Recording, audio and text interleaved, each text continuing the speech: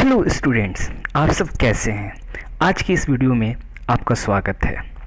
आज की इस वीडियो में हम लोग करेंट अफेयर्स के बारे में पढ़ने वाले हैं और टोटल सिर्फ 6 क्वेश्चंस करने वाले हैं ताकि आप आसानी से इन सारे 6 क्वेश्चन को समझ सकें।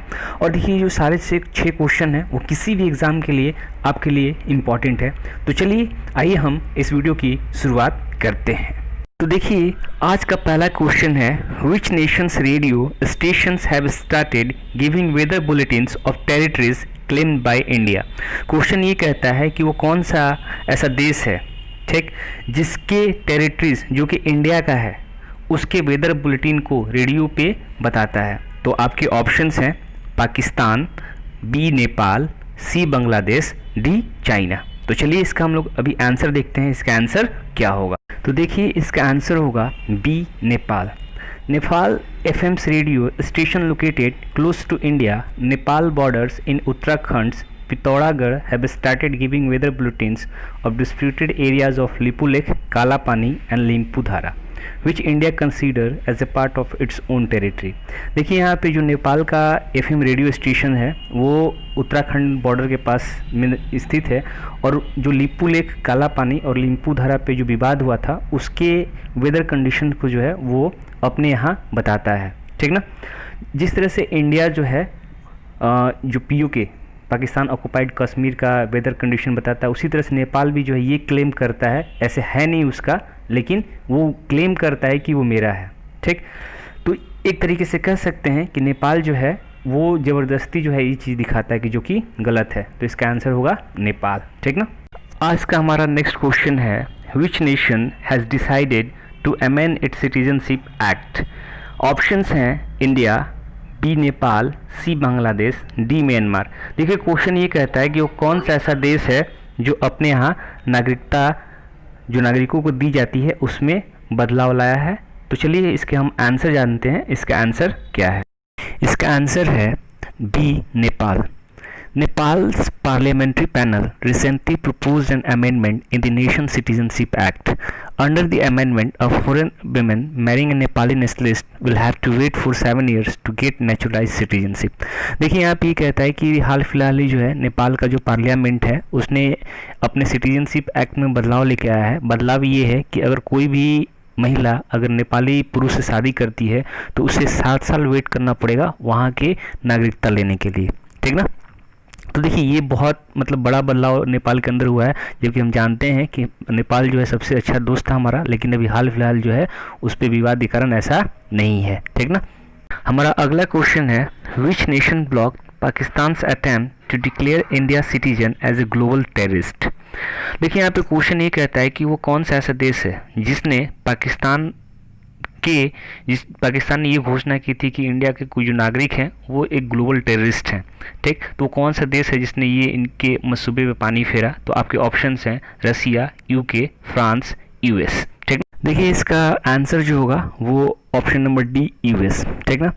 देखिए, इसमें कहता है कि the United States has blocked and terminated Pakistan's proposal to proscribe an Indian national as a global terrorist by the UN Security Council under 1267 sanctions committee. देखिए, यहाँ पे क्या है कि पाकिस्तान ने यूएनओ में प्रपोज किया था कि इंडिया के नागरिक को जो है वो टेररिस्ट घोषित करना चाहिए। तो यूनाइटेड स्टेट जो है ये सबसे पहले इस प्रपोजल को उसने बोला कि ये बहुत गलत है, इस चीज़ को अप्रूवल नहीं दिया जा सकता। हमारा अगला क्वेश्चन है, which nation plan to set up a permanent military base in Indian ocean.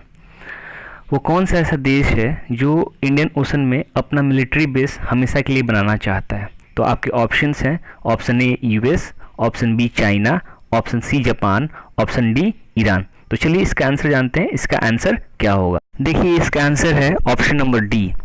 Iran Islamic revolutionary guards corps IRGC plans to establish a permanent military base in the Indian Ocean by March 2021. This was announced by RGC Navy Commander Rear Admiral Elreza Tangshri. देखिए, यहाँ पे क्या है ना कि Iran जो है वो इंडियन ओशन में जो है अपना परमानेंट मिलिट्री बेस स्थापित करने जा रहा है और वो मार्च 2021 तक वो स्थापित कर लेगा। और ये जो अनाउंसमेंट है वहाँ का जो नेवी कमांडर है रियर एडमिरल एलरेजा टैंगश्री ने ये घोषणा की थी, ठीक ना। तो चलिए हम लोग अगले क्वेश्चन की तरफ बढ़ते हैं। हमारा अगला क्वेश्चन है which country will host FIFA's women's world cup 2023। देखिए यहाँ पे ये कह रहा है कि वो कौन सा ऐसा कंट्री है जो फीफा वीमेंस वर्ल्ड कप को होस्ट करने वाला है 2023 में। तो आपके ऑप्शंस हैं ब्राज़ील, बी ऑप्शन है कोलंबिया, सी ऑप्शन है जापान और ऑप्शन डी ऑस्ट्रेलिया और न्यूजीलैंड। तो चलिए हम इसका आंसर जानते हैं। इसका आंसर क्या है? देखिए इसका आंसर है option D Australia and New Zealand.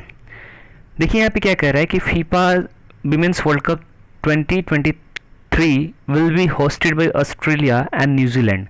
The 37-member FIFA Council voted in an open vote to decide which country will host the Women's World Cup 2023, while Australia and New Zealand won 22 votes out of 35 and Colombia won 13 votes. देखिए यहाँ पे ये कह रहा है कि जो FIFA women's world cup 2023 का होने वाला है वो ऑस्ट्रेलिया और न्यूजीलैंड में होगा, ठीक। और देखिए यहाँ पे फीफा काउंसिल जो है उसके अंदर 37 मेंबर होते हैं, जिसमें से ऑस्ट्रेलिया और न्यूजीलैंड को 22 वोट्स मिले थे आउट ऑफ 35, और 2 हो सकता है वोट उस दिन नहीं पड़े हों, और जो सेकंड रनर अप था उसमें कोलंबिया था। तो एक तरीके से हम कह सकते हैं कि जो फीफा विमेंस वर्ल्ड कप 2023 जो होगा वो ऑस्ट्रेलिया और न्यूजीलैंड उसको संयुक्त तौर से करने वाले हैं, ठीक ना। तो चलिए हम लोग अगले क्वेश्चन की तरफ बढ़ते हैं। हमारा अगला क्वेश्चन है, क्वेश्चन ये है which nation's space corporation is planning to take the first tourist on a space walk in 2023। देखिए यहाँ पे ये कह रहा है कि वो कौन सा ऐसा देश है जो ऐसा प्लान कर रहा है, जो उसका वहाँ का स्पेस ऑर्गेनाइजेशन है वो प्लान कर रहा है कि जो फर्स्ट टूरिस्ट है उसको स्पेस वॉक पे किसी तरह से 2023 में लेके जाना है। तो उस कंट्री का नाम आपको बताना है। तो आपके ऑप्शंस हैं यूएस, फ्रांस, चाइना, रसिया। इन चारों में आपका कौन सा ऑप्शन होगा? चलिए हम देखते हैं इसका करेक्ट आंसर क्या है। इसका आंसर है option number D, Russia. Space Corporation in Russia announced on June 25 that it is planning to taking the first tourist on a spacewalk in 2023 under the terms of a new contract with a United States partner।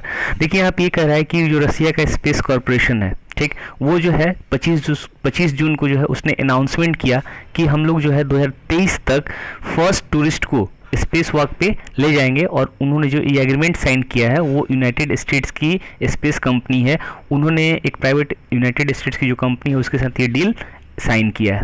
तो चलिए दोस्तों, आज के इस video में हम इतना ही question पे हम ख़त्म कर रहे हैं। हम डेली जो है आपके लिए 6 सेट का क्वेश्चन लेकर आएंगे और वो आपके लिए बहुत ज़्यादा ही बेनिफिटेबल होगा। और आप हमारे इस चैनल को सब्सक्राइब करें, लोगों तक शेयर करें, और हम चाहेंगे कि आप तो सब्सक्राइब करें ही करें और अपने दोस्तों से भी सब्सक्राइब करें ताकि आपके कॉम्पिटिटिव एग्ज़ाम की तैयारी करने में आपको मदद मिल सके। Thank you. जय हिंद, जय भारत।